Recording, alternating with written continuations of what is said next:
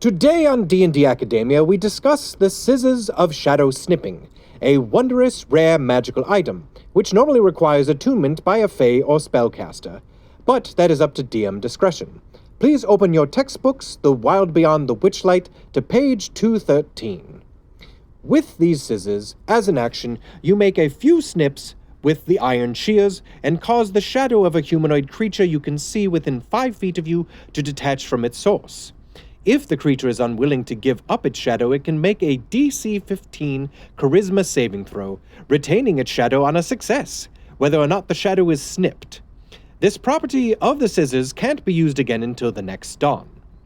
The detached shadow is rooted to the spot where it was snipped until you use a bonus action to cause it to behave in one of the following ways as long as you can see the shadow. You control the shadow's movements and can make the shadow move up to 30 feet across a solid or liquid surface in any direction you choose, including along vertical surfaces, provided it remains within your sight at all times. The shadow is harmless and unable to be harmed. It is invisible in darkness, it can't speak, and it doesn't require air, sleep, or nourishment.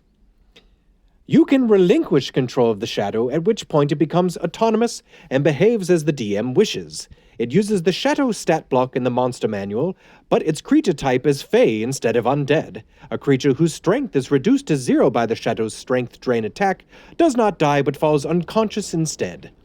The creature regains consciousness and all its strength after finishing a short or long rest. A creature whose shadow has detached from it is cursed.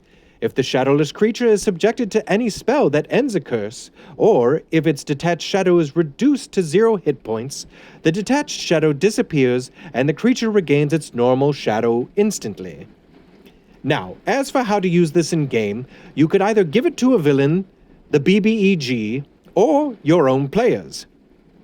Perhaps your adventurers find a town where no one has a shadow and they have to find the culprit.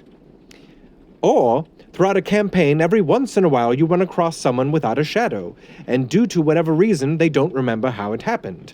You could have this dastardly individual steal one of the PC shadows, and they are stuck without one for quite some time.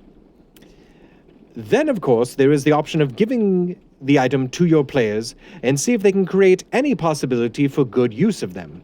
Maybe they will just become evil. Or they are now cursed and have to use the scissors without being able to control themselves, perhaps while being asleep. Lastly, here is an interesting idea for players.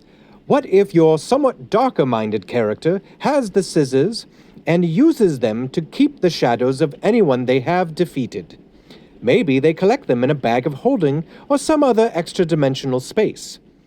Some shadowy-based subclasses could go quite well with this. Hopefully your DM will even allow you to take shadows from other creatures besides humanoids. Well, be creative and think of other possibilities for this item. This has been a discussion on the Scissors of Shadow Snipping. See you all next week!